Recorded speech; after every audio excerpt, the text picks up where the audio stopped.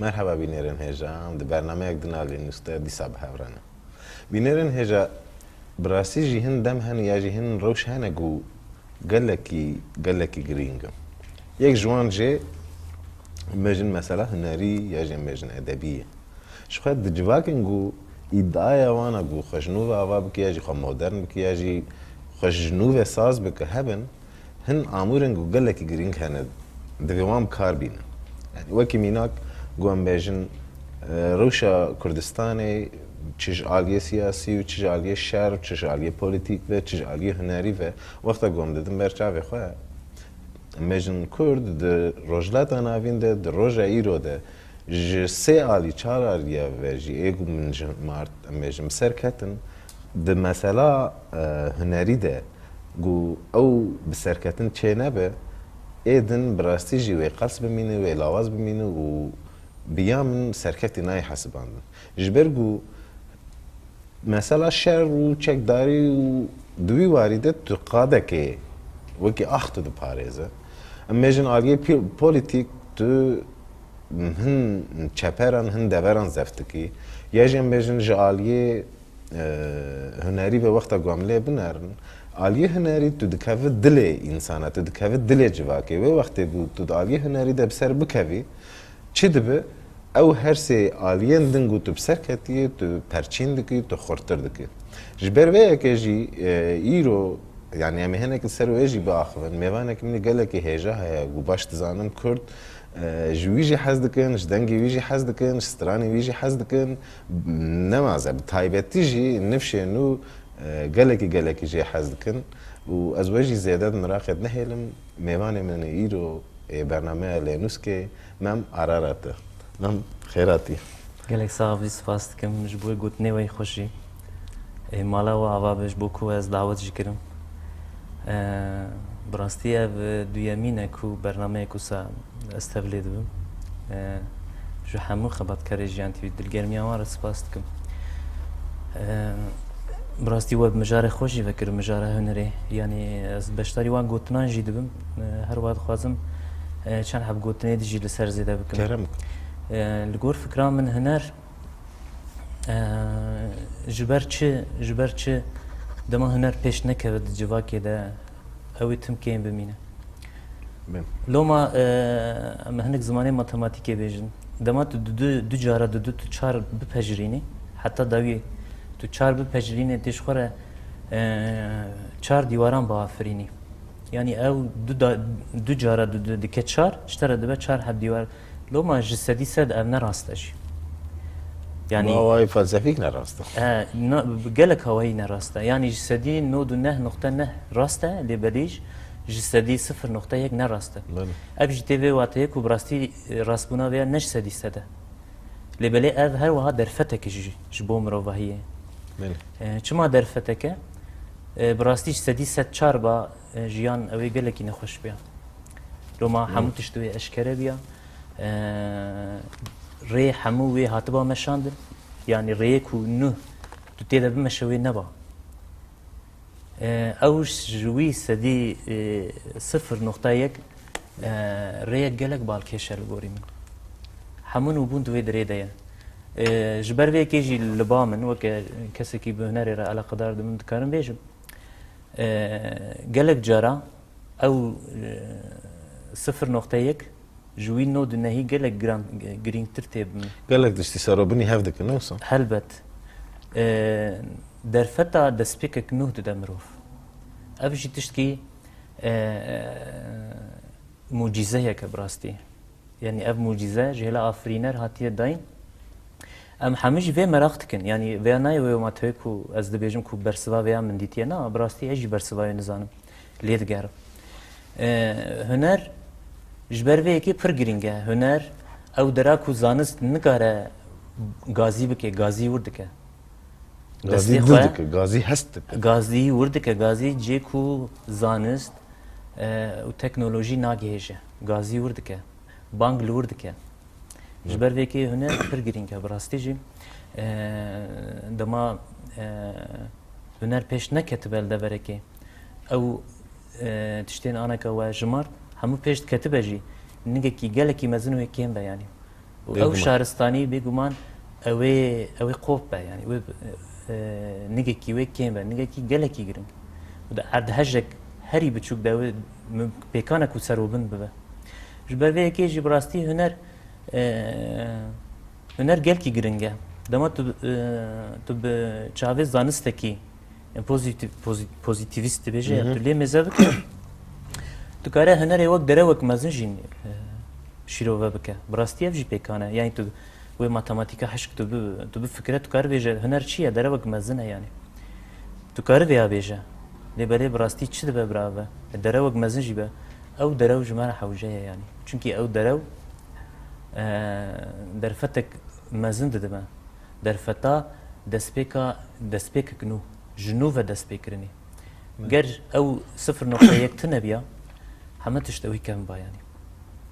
او 0.1 تشتكي هري نو هم بزخوا باردك براستي اوش قالك بالا مدكشينا از قالك بقيمه دبينم يعني بله يعني مثلا کاری هنری وکی گوته گود بانگوازی هنری جیگو تکنولوژی و جیگو مبیجن زانستا پوزیتیف با آوای خوی حشک نکار خواه بگهینه دچوه داری باشه يعني تکنولوژی با اوقاس پیش کتیه مبیجن او زانست راستی پیش کتیه جیگو خواه نگی هند جبلی دل چیه؟ جبلی دل براستی دمات تو دبی دل قالوا ام بحثات شدك يعني دل ام تاني قال هستك بتشوك دك يا اما هست عاد نجارك قالك فراها يعني ما مستا جبرتش قالك فراه جبركو مروف براستي هرچند ام دبيجن كو يه ما بريفا دبه عقلي مايا اللي بلا عقلي منا نافمالي دلي مريا خزمتاوي ديا ام دبك ام بيبين كي خلو بكن ام في ولا بيشتا ناوسايا انت اللي بليت الدمات مشاندنا يدنا اف في اثبات كيان عقلي ما خزمتا دلي ما ديش برفي كي هست قلق جرينجا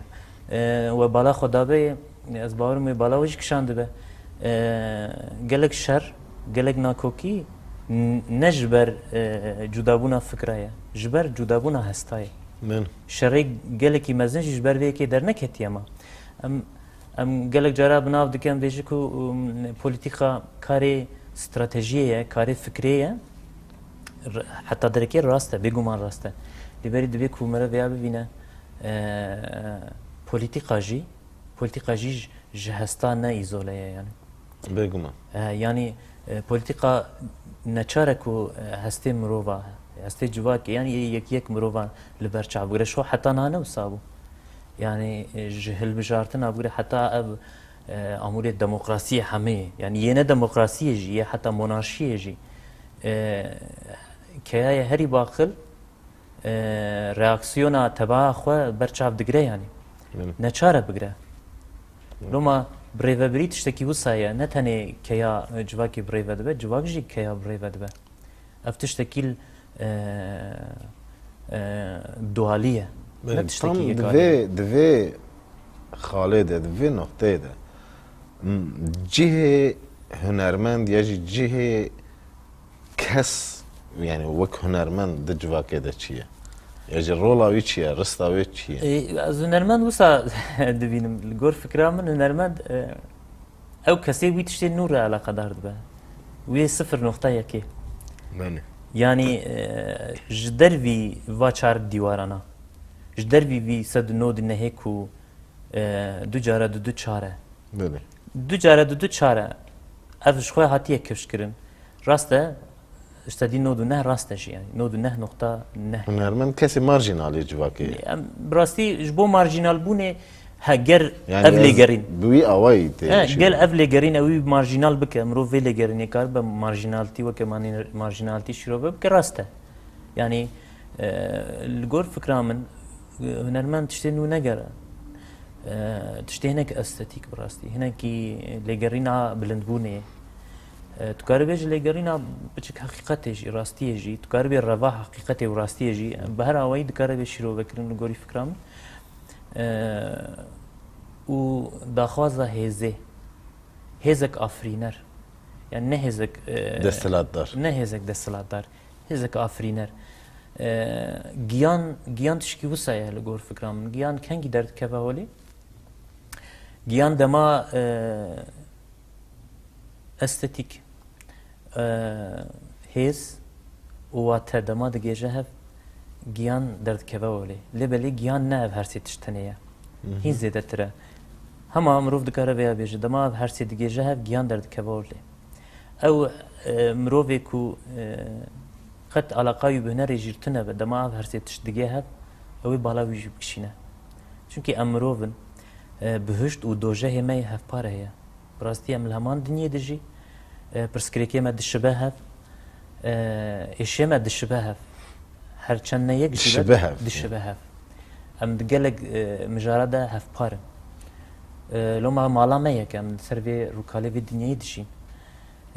افجی خالک گرینگه جبر چی گرینگه جبر کو کاره داویل ناکوکیا نابرام روان بینه براستی نه وک یوتوپیا که خویاده که یعنی اتبی اجی های مجویا هیا یعنی از دبیج لبلی نبی امکانه دبکو به چرخه یعنی به سیستمی دبکو نبی امکان بله دکاره بگو هرتن پشمندی چخواست خورد ببه دی افجی اف پرسکریشی کاره به مروف کاره بل دو خواب بهله ادوی باوریه دمه یعنی راستی جی برهمن هنرمند ده یعنی میسکاران ده او و بیاندنا گم بیشن جواکه دگره و دیسال جواکه و دگره چه شینی وام بن چه شاهیه وام یعنی جواکه او پشتی گو دکاوه دست هنرمند لگورم یعنی با آوائه کی تی پیشکش کرن گو ايش جي تي استاتيزا كرن هلبت يعني تشتكي وقتها قلت راس بيجي ايش هيك استاتيك عند باقو هناك ابسورد ورا هناك نخوش ورا لي براستيجي او ايش تي استاتيزا كرن اجبر فيك او وقتها قو هنرمند دستك هنا چه موزیک دبه چه بیجن وینا سازی دبه چه نویس دبه چه شانو سینما دبه او وقتی تو هندش نه استاتیزه دکه ما مست دوی درباره ده زوانی دفکرم براستی استاتیزه کرن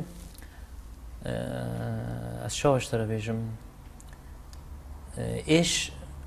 ایش مروف دگینه براستی نوبونه کشی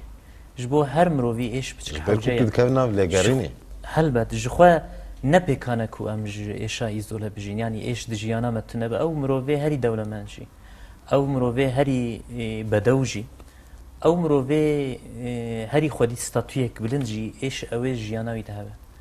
او نپیکانه تنه به گر تنه به خطره گلک مزن هیا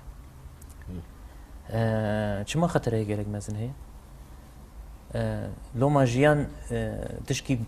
تا گلمپریه یعنی ایشی دبه شاهیجی دبه خمگینیجی دبه وانا حمجي حوجه براستی طرف کی وانا حمجي استاتيك هي يعني بفكره دمات دنيا ده تاني باشي وخشكاي هبه او باشي خشكايش بك وخبك وخوات دلار بك دفن خشكاي كيش بافريني يعني مخابن كوسموس يعني غوري گوشه دگیجی کوسموس ویاوی افراند یزدان افرینر ویاوی افراندیه مخابن هیچی ام نکرده دکوش در ویوان زاگون فیزیکی یعنی جبر وی کیجی هنرمند کاریوی یکمین یک جی نبی ام نبیجنی یکم بلکی هنک ناقی چه به کاریوی یک جی استاتیکه یعنی دما استاتیک تنبه مروم نکرده بحث هنری بکه تزاني يعني ايش هر جواكه كي الجور وانا يعني جور ديت نامن يعني بيجن يرو يا جابونا او تشاوا لهمبر تسوناميان او كان غزاي ريل بربر ياجي ارتهجان اواهين خب تاكل چه دكن ياجي مێژن یەکی ئەوروپی مەترسیاوی جواکی و مێژن جواکێکە ڕوخیایە یاژی خوڕفیە و گوتنێک دیتن وێ چاوە وێ سەرە ڕاست بکە مێژن یا عەرەبە لەسەر کەسایەتیە دەسەکنە ji ber ku di nava Ereba de dinya elem dizanin ji ber mesela ometparêziyê kes tune û li ser wê ye derdê wan îro wexta ku em civaka xwe dinerin ya Kurdî ya Kurdan li welatê xwe ji ber rewşa dagirkerî û rewşa şer êşê me jê wan rastî cudatirin tamam êş e lê taliyet êşê me yani ya mirine ya dûrketine ya derbederî السر وی که وقتا گو مقاله شکر چه هاتش امتحانی اگر نزانم تی آماده بی باورم تو آماده بی مثلا زانه از هر گو داری دکم شخم yani تاثیر وستران سر کسی جدایه بس ایشه که جواکی دو استرانه ده زانا و آندوک yani قلت جي مساعد فيها زي بيجم كلام بك يعني بالكو اول شيء براستي جي ايش ما بعواك دنفت بيجم براستي از خوازم ويا بيجم ماموستا هنر لغور فكرامن بله لغور فكرامن هنر دستبيك يدا نجواكيه بله يعني دقابا يكمين دا نجواكيه درد كيف بيف دبجو بدون مال جواكي هلبت برسكريك كتايا براستي جانيتا ديشات دبي اي تو كيف خوش تبيت تكنه اف رياكسيونك يعني هنر هناك برهم جي وسانا براسي جانا تدش تاني سترانك دكارته خلاص بك يعني بله تاني هلبستك دكارته تاني سترانك دكارته خلاص بك لما او حالتي روحيه دبنت يعني روشا دروني تشتك وين نكره يفاده بك جانا قلت ستران بيج بتي سترانه كي بيج قلت وين اساس بتي وين كي تشيك قلت هلبسكار بتي هنا هلبستك بني بيسي بيكم جبو كنت كاربا ايش اخو خوشك رابا بك خو يكنا بك ها تمام يعني از مراشد كمان تشيروكا جو سترام تدا قلتني اجي دا تشيكرن بكرتاسي تو از جوان اشتغل كي حاسك مو تشيرو نفسك از خو هبالي زانا ناستكم خوارزي من بوش خو ام بهفره مزم بو براستي خورتكي دلال بو يعني بيرانينا ويلبا من قالك عزيزه ام بهفره مزم بوش خو جبر فيك ناس كرنا ما جهابو او چويناوي براستي جنامه از بخمگين بو تاثير بو ها دما کومروف پیوی دبیجه هنه کی سوکتی تزانی جبر وی کی کام سترانه خو بیش برا او ifade بک کرم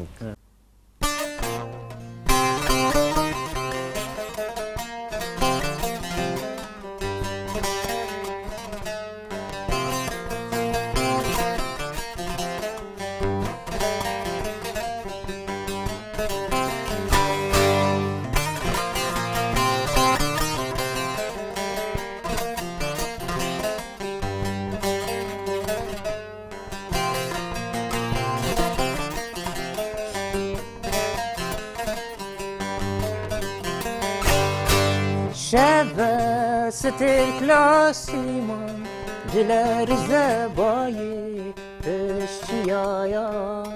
نزیک مایه جبر بانگی رشد نرکولا سار بایا شب ستکلاسیمان دلر زبایی اشتیایا نزیک مایه جبر بانگی رشد نرکولا سار بایا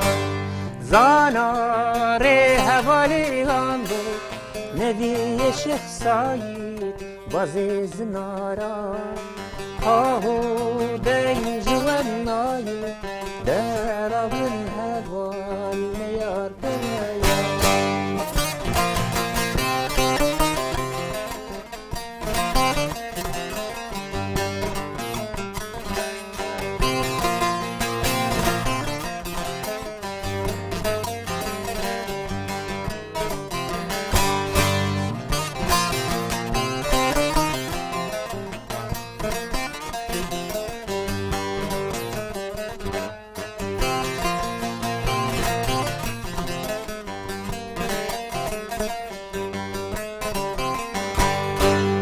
شاغدا تاریه کبناره اشین لم گرتی پر غداره گوتن زانا برینداره لسن لیان دوش قربادناله شاغدا تاریه کبناره اشین لم گرتی پر غداره گوتن زانا برینداره لسر ملیان دوش قربادناله آندوک ره حوالی زانا برخدایی کام دنگی کیایا ها هو بلا من بمیره رازی درنگ ها دست ما بیچاره بله سعادت خوش سپاس دکم سپاس دکم سل تزانی او تشتێک قال دکر قالا بێ سترانێ بوو هەنەرت وێدوێ بوو براستی مامۆستا ez dixwazim vê jî bêjim îdayek min mezin divê derbarê de tune ye yani ez wek kes îda namin mamosta ez dixwazim vê bêjim ez we baş fêm dikim spas dikim ji bo nerînê we jî birastî bo min sedema bextewariyê jî loma dema ku tişkî mirov dafirîne bê hecibandin jî tişkî wisa derdikevole mîna darek tu diçîne sê bavê tu dibîne yani tu kakilê wê dibîne ev hesteke xweş e birastî yanî ji xwe ve vê yekê jî kesê ku hunerê re eleqedar in nekî bişensin jî nekî bişensin loma hestek gelek xweş e dema ku tişkî tu dafirîne tê hecibandin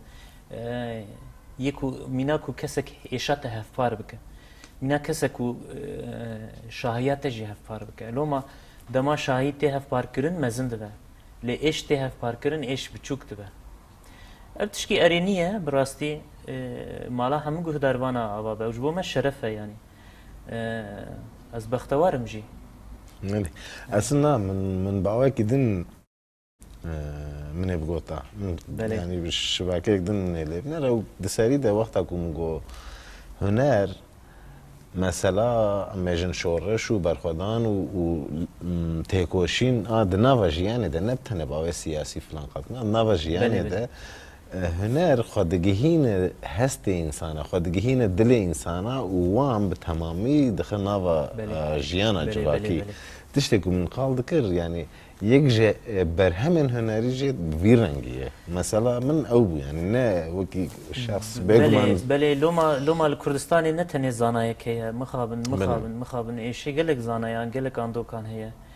gelek ciwan di bihara jiyana xwe de bi rastî ciwan pir pak bûn pir çeleng bûn em ê şawan dilê xwe de hest dikin bi rastî ew ji bo me خوازی نبویا خوازی شهرستانی ما خودی و هشمندیه با خودی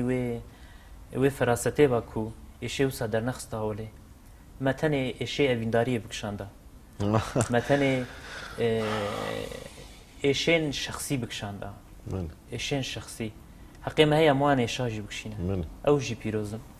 لباله ایشه و صبراستی جی يعني بفكرة هين ام بحثا 6 سالا تكنيكي دكن تكنولوجيا يا زانستي دكن اللي بليهين جبركو فلان كاس فلان زماني تشتغل فلان كاس رنجي تشرمي فلان تشتا يعني بتشتي وسا مروف هبدود دارزينه افسوس رتا والله سوسرته يعني كاغلو ام بحثا پیشوشوادك يعني افسوس رتين دناوا جيانا مدكان بحثا پیشوچونك چاوادك خودی یعنی فکرام نه ام نبونه ظلام یعنی ام نبونه جامر از سر مروف دبی بله لوما زاروکی چوچک هین تی کشتن تی تجاوز کردن هین مروف دبن کیسفیا باوریان قتل عامه و سابقتین یعنی کام گلوم بحثا شدکن هین گلک ریه استنج بو کردا و ترکا عربانا جهانی بگشتی باید پرسکریک گلم پریه براستی اف پرسکریک اوروپی نج درویه امریکی نج درویه اف پرسکریکا شهرستانیه یعنی نورمالش برکو مثلا الویدرم بیجن زارok tekiştin tabi politikayê rojava Erê. tilyawan nav de ya jî êwan û xwe xwe nav de tu dinêr rojekê yekî yek cinûnî bû çû gir ser dibistanekê Erê. sî kes çil kes pêncî kes yani ev tiştekî bi giştî rast Yani şaristanî nexweş e. Nexweş e şaristaniya me yani ya sed sala 21 ji xwe berê jî wisa bû mixabin wisa bû her time pirsgirêk hebûn di navbera xwe de em canawara dafirîne birastî yani şaristanî canawara dafirîne zarokekî çûçik dişîne dibistanê nijadperestiyê şanî wî dike şîddetê şanî wî dike iktidarê şanî wî dike iktidara hişk yani ya hovane ev tişkî sîstematîk e yani rastî divê bê guhertin لبلي او وهين ام نجيشتنا وي فرستيكو ام vêya bi temamî biguherin de hewldanek baş heye hewldanek baş heye lêbelê hinekî kêm e ka ez wê hêviye me ez mem mesela yani divê buwarê de divê mijarê de müzik roleke çi qasî aktif dikare bilîzin müzik bi rastî rolek pir giring e مگو هنر خودی تایبەتمەندیەکە بڕاستی بە تایبەتیژی موزیک ینی gelek بەشێ موزیکە هەیە لێبەلێ هینێکی تەنگتر دمینە ینی هەندێکتر دمینە پڕ ناگەیژە جوواکێ لێبەلێ موزیک ناو دەنگ دناو هەموو هێلên jiyanê de ye yanî موزیک digêje cîhana mirov herî kuçeyê teng jî ji ber vê yekê موزیک xwedî rolek mezin e ez bihêvîme ku em bigêjin yanî wek keskî bi hunerê re eleqe bi müzîkê re eleqedar dibin em bigêjin ku wê astê ku em karibin tiştî baş biafirînin bi rastî hinek xaygiyek me ye estetîk e hebe naveroka wê hinekî wateyek wê hebe hinek girangbuha yanî nirxekî wê hebe wateyek wê hebe karibin tiştekî baş bide der û dora xwe ne tenê ji bo civakê biafirandin divê ku li gor fikra min hemû kes ji bo xwe ewlî dibe biafirîne ma mirov nikaribe jiyana xwe xweşik bike paqij bike wê çawa civakê paqij bike yanî tirk dibêjin dermanê keçel hebe wê serê xwe bide dermanê me hebe divê ku ewlî bi rastî em serê xwe bide bi rastî divê ku em ewlî xwe paqij bike dibe ku em nikaribe cîhanê biguherîne dibe ku bi rastî hêza me kêm e yanî bi sînor e lêbelê em dikare baxçeyê xwe paqij bike em mesela em zanî mesela guherîn û veguherînê bi awayê teknîk wekî termekê şoreş e belê znexeletim nedivirde yani tu tiştekî diguherîne yanî em vêya ez dixwazim nazê pirsekê bikim belê yani di wê guherînê de yani çi tu xwe biguherîne çi tu bi awayê erênî tu civakê biguherîne tu derdorê biguherîne ev şoreş e müzîka Kurdî şoreşa xwe pêk aniye xwedê mava bi ya rastî pirseke gelekî Mamoste, sert e ez hişke naxwazim hedê xwe derbas bikim Estağfurullah, loma Kerem. bi rastî ez ne otorîteyekim ji bo muzîka Kurdî lêbelê wekek guhdarvanekî dîtina xwe tu dikarî bêjî baş e ez wekek guhdarvanekî fikra xwe bêjim hewldanê baş heye yanî ceribandinê gelek baş heye giranbuha heye bi rastî ez wan wekek Kurdekî weke mirovekî weke hemwelatiyekê vê axê ez pê serbilindim ez ji nêz ve dişopînim bi rastî ez muzîkek baş ya nû dibînim ez xwe wek Krîstof Kolomb hes dikim mîna me qitayek nû a keşf kiribe dunyayek nû ye nerînek nû ye û nerînek kûr e nerînek cuda ye tiştekî xweşikayiyekê dide mirova lêbelê bi rastî di tengavekê re derbas dibe gorî fikran muzîka Kurdî tiştê gelek ne baş hêje yanî xwezî neba yanî divê ku muzîk nebe amûra ku mirov pê derkeve televizyonê pê hinekê navdar be bi rastî navdar dibin lê ne baş navdar dibin yanî divê bi wê jêk bi Kurdiyê ye divê yek ez bawerim temaşevanên ê hinekî nav sala da çûbe jî wê zanibin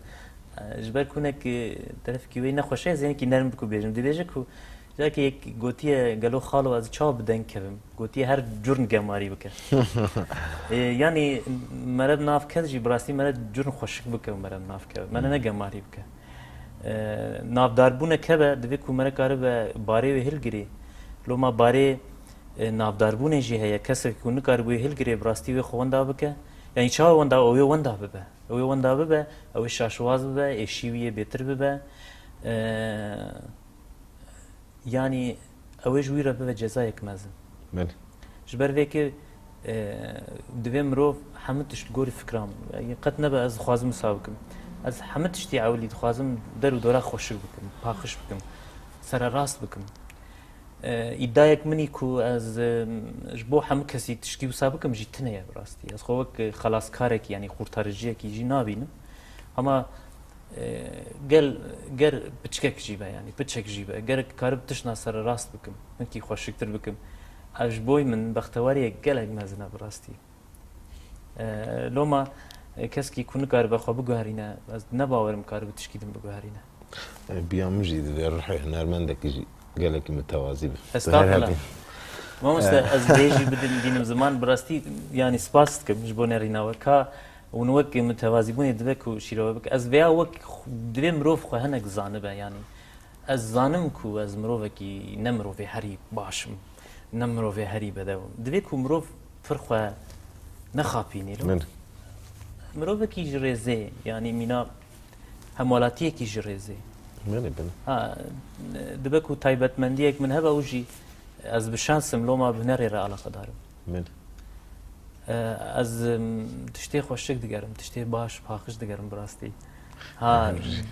کامن دیتیه ندیتیه براستی نزانم يعني هين ليه دگرم شقا وليغارين مام از باورم حتى بدهم يعني وي بدهم شو بدهم باش هر وكي كنت اقول وقتها مروف بخار درست بخاري خور درست يعني د هر روجا هل تيدا وهر روجا د تشا افاره يعني تشتن دقهار تشتن نودب تشتن امجن باشت من هن تشتل بيشت البند عمانا بله تمجبوري نوا نبونه كده بهردم تمجبوري خنوبك شو يجو خنونك ام محمد زان تاك ديكو ما ان تاك دتشن دجيكي ده دمينن او حتى جيكي ورن بكارانين ورن ببيرانين وكيد نجي جو ما مست دنيا دزيفره دنیا نسکنیه کی دنیا نسکنیه ما امکار بحثا بیمرن بونا اگوی یعنی اگوی بمره يعني تشتكي او جينا نامر الراست نا يعني روجه كي دبكو ام بمرن دبكو تبلي اخي ببن دبكو اتومي ما ندافرين نمره يعني بفورما كي دنيا جيان اللي بلي او اگو او خبونو بلا بفهره ام نبي داوينا يعني ام نبي داوينا کا لگرینا شخص گرینگه براسی کا او کس چد خوازه کس چد خوازه دبکو هر کس تشکی جدا بخوازه براقه بخوازه بلا بخوازه لگور من خطریا مزن نه جدایا فکریه خطریا هری مزن نه آخافتنه که هف باش بونا فکریه براستی هر کس نه چاره مینا بفکره يقوم هركس ننا تشارة منها بحس بك يعني لبلاد دبيكو دما الشخص خود دجي شخص نممكن اجي نممكن اجي شرخه يعني سيستم هولدانك ويوسا هي هم كسي بك يك براستي هي وسرجي كتيه حتى استك حتى استك يجي سرد كتيه حتى اب نخوشيه جواكي قالك جيجي جبر في تحكميه يعني جبر في تحكماكو چرخه خوازه هم کسی بک مینا لوما ریوبریا کسین استاندارد هسانه ای پولیتیکا خوازه خوشتر راحتر هسانتر کار بریوبر للگور فکرام از ویج بجم دبک و گلک تماشاوان گلک گهداروان وک من فکره لبر فکرام نه پولیتیکا نکاره به مخالفت پولیتیکای تاني مخالفتك بوليتيكاية هي أو جي هنرية تزاني ما إيجاد برده ملسر بين نفيسكم مسألة عفراندنا لهنگا نفيسكارك شانوغارك سينماغارك ياجي موزيك جانك يعني هنرمند التخالية ده او مثلا قلت او چرخه او پرگال او سیستما ام بیجن براستی کاپیتالیست بله یا جی دج مروی حتی راده که چی دکی تزانی لهنگ خود آفرینه تا قلت حتی جیه که راست ام بیجن موزیک که گو تاثیر السر قلبك دا آفرینن دا آفراندن چی روک رومانک هلبستک یا جی سینما یک شانو یک یا جی ام بیجن تابلو یک یا جی پیکرک دی آفراندن جالیه و ملت جی حزدک بله ملت جی حزدک یک دن دی آفراندن پشتره او ام بیجن لهنگ گو دوی چیروکه ده دوی رومانه ده دوی سترانه ده یا جی دوی فیلم و شانوه ده ایدی جالیه ملت و تی پشتراندن تی قبول کرن مرحله سیامین سیستم هدی وی دگره راسته ایدیش با خواه به امور خود دفروشه به آوای گفت چه فراستی چه فلسفی چه امبیجن پسیکولوژیک چه مادی چه معنوی چه و دخوازه ایدی د سر ویل هنگره یا جو ویل هنگره جواکه الگوری خو قناعت راسته او جيب كارانين راسته او مستهر بجي يعني از جو صاد فكرم هنر دستي ريفبريان ده مينا چويكي براستي بي جواكي تيخ خطي يعني تيخ ريزي مل جبو كوان بريفا ببا مل جبو چرخي حمدتش تشكك يعني براستي لهمبر مروف شخص جبر فيكي جي شخص يعني بري تريك تبيجن شخص كسايات قالك كيما ما مصاب كسايات مخابن هي ناتي افراندن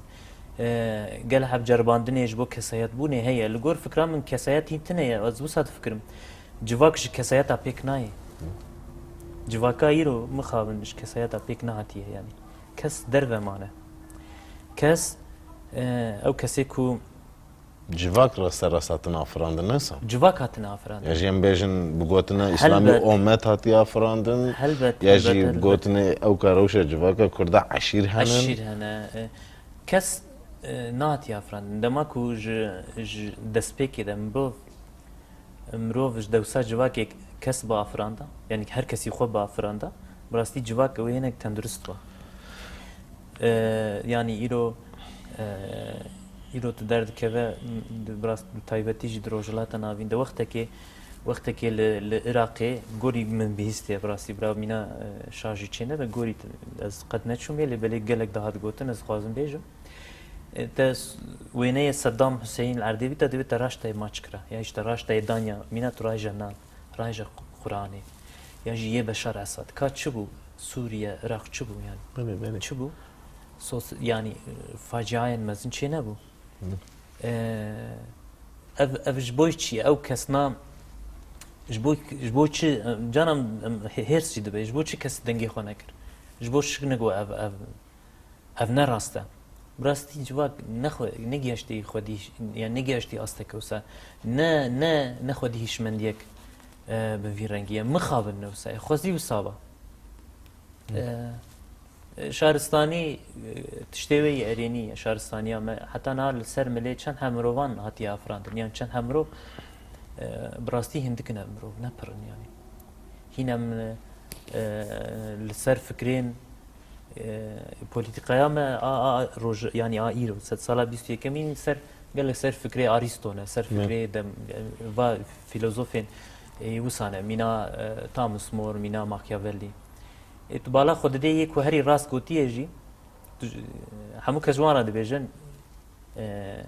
شیطان یعنی یک کسی نه خواستن لبلی همو امروی وان جیب کارتین مینا ماکیاولی هر کس دبی هری زیاده جیب کارتین هبدو چه توان بارد که دبی بیا ماکیاولیسته لبلی از بیا بدلکی راحت دکارم بیجن وکه شخصه کی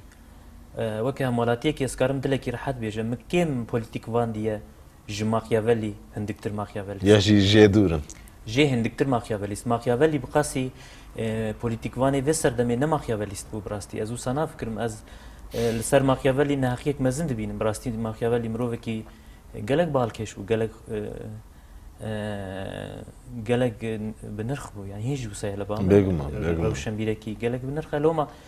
ماكيافيلي قوتيه ون نابا جلبيده دجين يعني جمروف را قوتي راسته اب نوا جلبه دجي ابنا سوجي ماكيافيلي اموسا دجي کا خوازیم کارم وی راست بکن هولدان کو صاحبه لدی ستوا همه اینیا جوا که شخص از بهیوی ما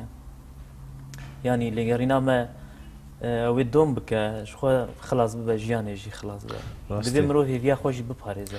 راست تزاني امام تاليه ده يعني وقت نويسكار وقت هنرمند وقت شانوگر وقت موزيجن يعني كسن امجن مخالفا وكي جيان وكي الروح راستيج مخالفا يعني الهمبر وان تشتنجو ام بيجن ام جينا رازينا بأمورات مست خدا الهمبر درتي يعني يا ماشي يا مس بسترانك يا ما بهالبستك بتشيروكك برومانك جبلي هالوسطة ما يقوم بيجن وكي كاس ام راست زندي نشان بدن يعني دربه كيب اوايا كي ام بي اواي دخوازن يبن ايجار يعني عمولاتش قالك خطر يعني تو كانجي مساعد تذكاري هل باشا از خوازم تمام ستراني بري نبيجن لو ما براستي كونسر هذا شاهيان ده تم ديفيجن منك ستراني انك اتنيك بيجن يعني يك كردوار بلش خويا زوارم سر بروجي وشما مثلا جمر هاتا قلت شما تهنا يك البوم هي حتى انها ها باشا برسك باشا اذا زوارم هي كرم بكي تشكا كرم بك انا جبر في كيجي يعني هم برسنجو اماجن نا عايدي من عايدي قهدار انت انا عايدي حسكري انت انا زشتا برسن مالا وانا بجبور برسان لو ما برس قالك برسهيج برسوا جرين ترن براستي لا دبي برسوا وانجي جرين بيديتن از خوازم سترانك گالری بیشم سترانك یا حريما آمده شو هم نهال آمده نه بله از بارم که بیتو خواند و بیتو جان براستی گلی خوشی خواند بود بس هم ورسلاوی خوشی بورید که جویرا برای کن دبه کوام قاسی خوش نخوینه لبله امی هول بدن کوام باش بخوینه کی جان ولا ناستین ولا ناستین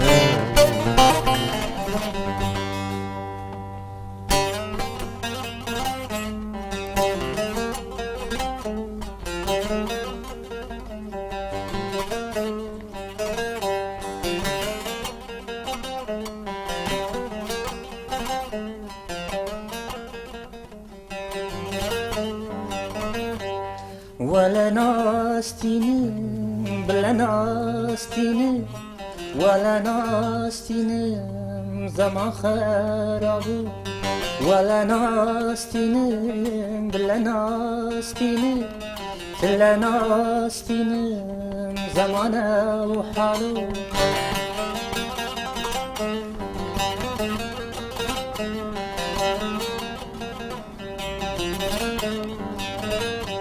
ولا ناستين بلا ناستين بلا ناستين باقي قلبي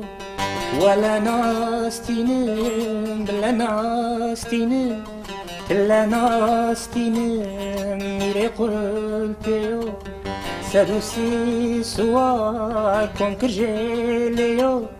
كيم زافايا خويا سبيو سدوسي سوار كون كرجليو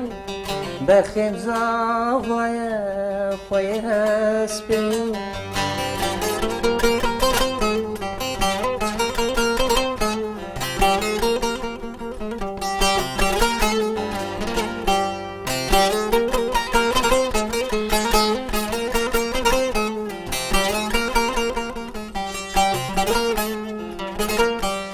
ولا ناستين بلا ناستين ولا ناستين ميري فارقين ولا ناستين بلا ناستين بلا ناستين باقي فارقين سدوسي سوار كون كشت الميني كيم زافايا خويا سبيل سدوسي سوار كون كشت الميني برخيم زافايا خويا مهيني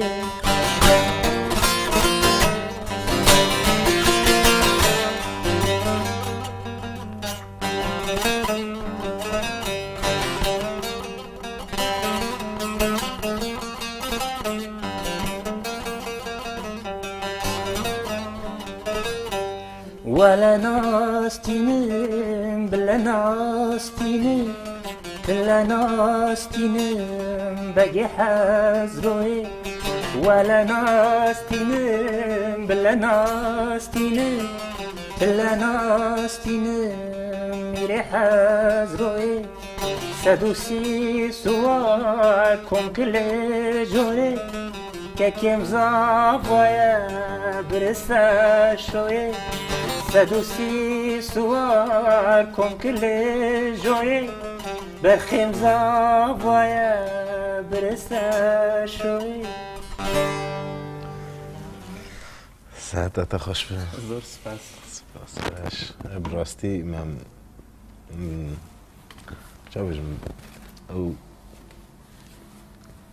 افسونه که جهه های وقت دنگت ده سپاس دکم براستی من باوی گشتی یعنی تمام ام جگلک هنرمندان حاضر کن ام ایدی ام باوی جاوی فلسفیک درک مش خورم مارد در روزا موزیکشنن کردن یعنی چه عبارت چه اینها یعنی براستی جی بونن پارچه اکجی باکی از او بونن ماله گل و نزن نه اشخاص تعبیری بونن پارچه اکجی و جواکی و چه ببیشم وکی پیشنگ جی هم نبیشن دی وکی آوینه وکی نینه که جواکی تالیه ده هیله که یعنی نه اجبارم بیشن وکی شخص خود درد پیش جواک همو دوری زمان ده یعنی ام بیشن به کریشنامورتی به زردشت به دکارت به نیچه هاته پیش یعنی هنرمند ایتالیه ده بی آوایی دنوا جواک خود ده در پیش کرد لید روژه ای رو ده به تایبت موزیکا کردی ده یعنی باش زن موزیکا کردی جالیه یعنی وکی بنگاه وکی جدرگی گوشه دخون جدنگ بیجا بگرو حتی دستانان حتی چیرچیروکان یعنی گوشوه در یا جدیروک و میتولوژی و همان میتوسیک وقتا گوشه بخو یعنی دولمندیه که گلک خورد پاشه بس در روژه ای رو ده جبوگو یعنی اوانا پیک ورن یعنی ساده مگو حتی است که پیک نه هاندیکاپ یا جی ام بیشن آستنگی چنه یعنی يعني تجي من نام بيد بجان اجد فكر اجد برسم براسي بو شي دي عايشه شاناي يعني بو شي دي محمد عارف جزراوي ناي محمد شيغوناي دبكو تنجي براسي دبكو لبلي تشكيو ساعتي دركتي هولي بازرگاني في كاري هي تزاني يعني بياسا كوي هي براستي بازرگانی جی حتی رحمتیه کی دگو دوید سردمایی رو دگو تنی موزیکا نخوش دکاره دراوا بده قزاش کردن بمروف اجبر کو بازرگانی دوی هیله ده پیاسا سرمایه خود شمتی نور یعنی سر تشتی جبر ویکی جی کو کار به براستی وی کاری وکل قراغه یعنی گلک جی درفت نابینی درکه براستی بخو وک شخص جی من گلک دیه دما کاربن درکبه و تشنگلک باش بکن سرکفتینه لی نکارن درکبه جبر چه نکارن درکبه جبر سدمین و سا سدمین پیاسه یعنی سدمین آبوری بتایبتی جی یعنی پیاسه سرمایه یعنی جواب جینه که علم آندیه تشتين دن براست يعني او مثلا برياي قوم قالش خور لهنجي خد افرين لهنجي خو هر بجي يعني لهنجي خو دافرين براستي بيوان دبين ترك دبين الجو اوبراسيون يعني بي تشتي وساجي دك يعني وك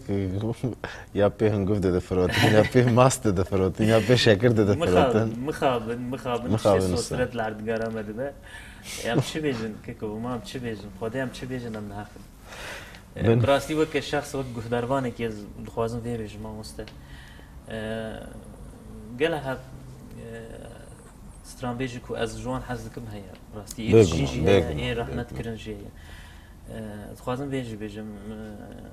عیشه شانی بیر بین براستی من تو نه او بنه هر زیاده جناب ای بریامه یا جی کلاسیک تو هر زیادهش کی جانه یا کی جانه حزک ما مستحمل با من گرین گله بله یک و هری يعني از ناکارم نابی گلک بیجم عیش شانه یا میرم خان حزد کم جی استرانی محمد شیخوجی براستی حزد کم یه کم محمد عارفی جزیره حسن جزیری تحسین تها وقال حبيبن براسي مرة أنا يكو منابع والنبي بلكي نهخي بقول بلي قال حبيب يعني يجي كرابيت وحتى آرام وحتى خاطر وهر بيجي شاكرو شاكرو يعني تبقى يدنا أنا حسيني فاري قال حبانا براستي قال حبانا براستي أم بدل شانة كأب نبونا ويتشاب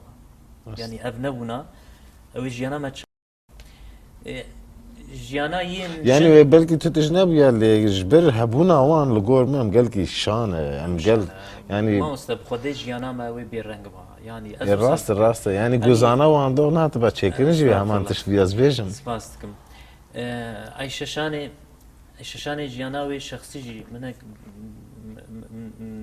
شوبان براستي من باش خانديه بلي براستينك تراجيكا يعني نحيفه يعني اجانت بهم خوازی ساق بیا زانی دچه باشور کردستانی پیوسته بشکل دبر ما هاتش من دویز بیشم چه وقت دچه باشور کردستانی وکی لیدیا که تی پیشوازی کردن درجی کی دم خانده بود لیت تالیه ده وقتا گو رحمت دک اره يعني حقيقة خون قال حب تشتي السريوان من دخوست كو از بچم باوي از بيجم سر ناوي حمو ميرا يعني ظلامة از لي بوري ناخد خاصم يعني براستي ذهنيتك مير هي يعني يا دسلاتداري ذهنيتك مير يعني يا ظلامة ذهنيتك ظلامة افجي براستين كي دعجقين يعني افراندن يجي كيم تردك اللي بلي عيششاني دلقرميك قلق جرام بهاية عيششاني ميرم خان هر وها باني دجي تشتكي بالا من كشان امام ستراني قوي وقت دبيجن قلنا ها حوالا ما يقول هفشاغي مانا قد دبيجن خالت دبيجن يو قلتنا خالت دبيجن ها يعني تشتاقون بيجن جي عشق الرزا دبيد بيشوك ونزان نافا الرزا رز نافا رز قالتنا جي عشق الرزا دبيجن دبيج شو شوق الرزا اري ازبيات شو بيجن ماموستا يعني ما اوقاس جوان في بلي دبا يعني هنا جوهرية وسادبة هلبت مروف ريزي جير بقرب باشا يعني مخابن جانا دبكو امشي خلتيها بكن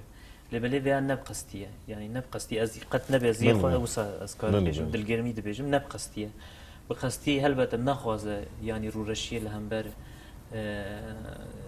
لهمبر ستراني وان لهمبر هنراون بكن لبلي مثلا جانا اجي سترانا مين اخذ بيجم مثلا سترانك عايشه شاني دبيجم جبركو وقت كيما مفرنا فينا هيك كيما راست جارك دن دبكو ام بخوينا سترانوي دلال حيران هو بالشركه غيرين تتماكر امجي دبي يعني اوق جنك دبي بياكير جزلامه كير دبي امجي شحسكريا خورا بيجا يعني لو ما ود هاك قد الكرتي ها دمان بيا بيجنا ما بيجي كي راستيا ويجي اذا يعني هي بدار جواكشي ما عف بك اللي بلي وصاب ده باشه يعني ده اسكارم بخوش تبي بكمي اسكارم وك خا وك ما مرارت شيرو بكم مروف يعني او كسيكو فيها رخنا بك شي سر شابا يعني رخنا واجي فهمتك اللي بلي بهبي ما اوج ما فهم بك ها اما جبو بازرگاني جبوكو يعني هي بيتر بالا گلمپری بکشینه مرو واب که براستی نکی رو رشیه دبیکو مرو گوت جی دبیکیش شخصی خو یعنی لو ما سترانه که وینداری دبی همو کس سترانه خوش بو وینداره خود بیشه بله من بزانی وقتا کو بریا برنامه میوانه منتين بله برسواني پیشین چی زانی فرانی دوی چی قص وقتا بجم ساعتك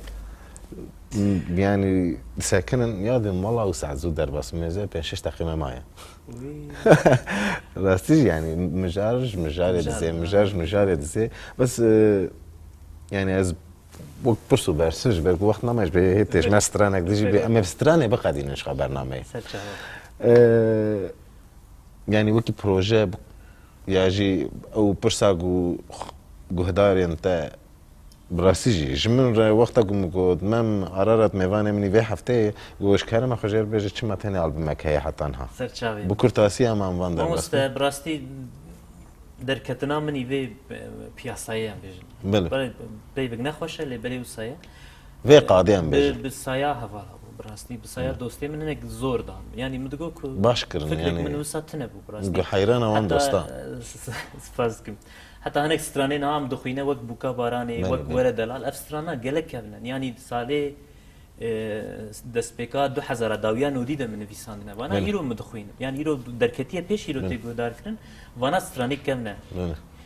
سترانەی منی نو هین دەرنەکەتنە ینی کنگی درکه ولا پروژه پرن اما يعني اب ليونس خدم دنویسن قطع قید کردن ام نماجه دبن بله ما مثلا خود بیجه اری در آستنگی چینه به برفانباراس 2000 داویه سالی ده داویه سالی ده آلبوم اکمه و درکه داویه 2015 ده باش اول بینره ماجش خور به حسیان ده آلبوم انو یمم عارت بر بداویه سال 2015 فکر یعنی اموساد بین ایجر از پرسک دجی بکم کنسر و شغل وانه هيا اره یکی نوية نوية. قاسك شو نغب اوكي ودششي عداري ده لا عمدي باش از فيجي وكي آگاهية كي بدم ششي عداري كونسر امام مالا لكودري بو از باورم دميروك بو دميروك تأسيس دميروك هي العمدي الباغلارة از باورم ويتجيبه به از سباور بكم هیویدارم يعني امكار بتشكي باش بافريني براستي نزان يعني الحمو باجار اندنجي پر عندك مثلا ام شوبين اللي از باش زانكو حسكري و قهداري و بقاليتل عماده قال لكن وام لفرج از وكي كسي بان دكم جو بليتنوان پیدا بك بليتنوان لقلق قافه بو ارقش قافه بو اسو قافه بو الاوفيسي الجين دن بو يعني زبار مثلا انترنت فلانجي او كرنه يعني دفي خزي ما فيش جانبه مجبير كر يعني جبو عماد بطايبت ششه ما هي ششه عداري ساعات ايفاري ششه عداري كونسر مم عررت العمادي ومتير الموسيقى كخوش كداري بكن مم وكيدن قوتنا كداوي براستي بيب ناقده شخو ناقده بيب ناقده اللي بري وك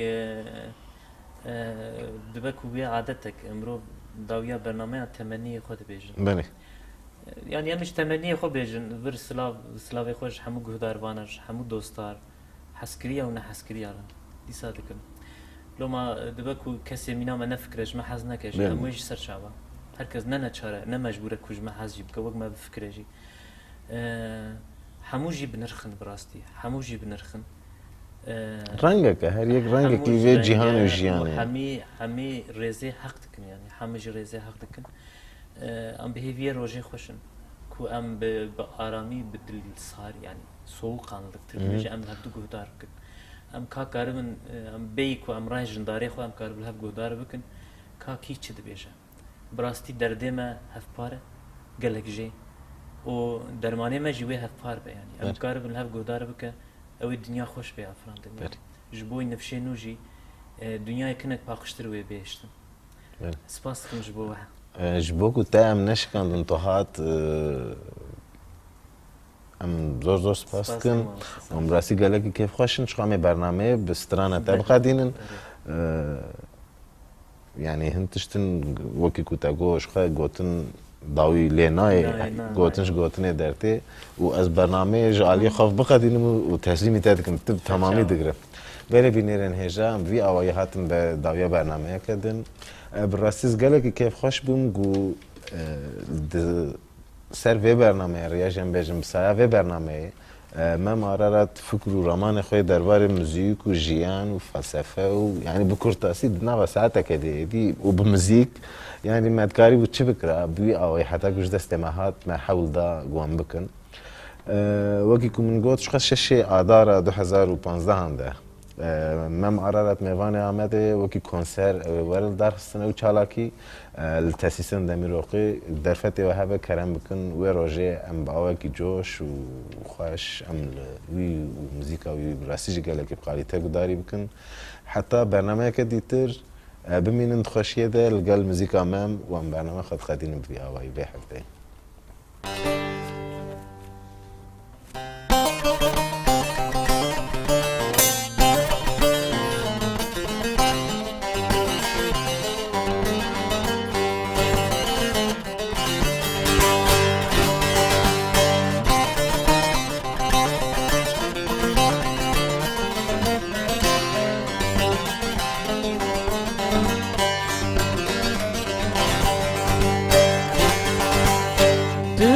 دلی تو ببینی جدردان درمانی جانك ورا بيني ورا ظالم ده ورا رمضان ده ورا جانم ده ورا دلال جارك ورا بيني ورا ظالم ده ورا جانم ده ورا دلال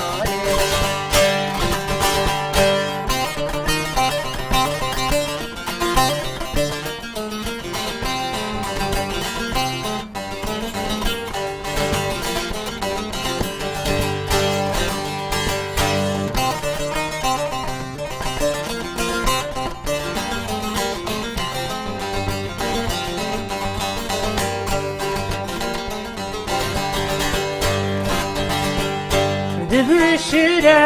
ياري وكهيبي وكتابي وكل الكابهاري ورا جانم ده ورا رمضان ده ورا جورم ده ورا دلال ورا كل الكابهاري ورا جانم ده ورا رمضان ده ورا دلال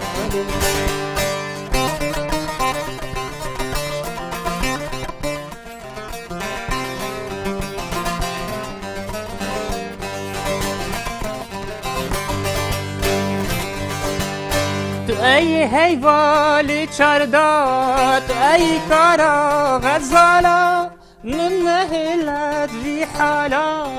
ورا ظالم ده ورا رمضان ده ورا جانم ده ورا دلال من نهلت في حالا ورا ظالم ده ورا جانم ده ورا دلال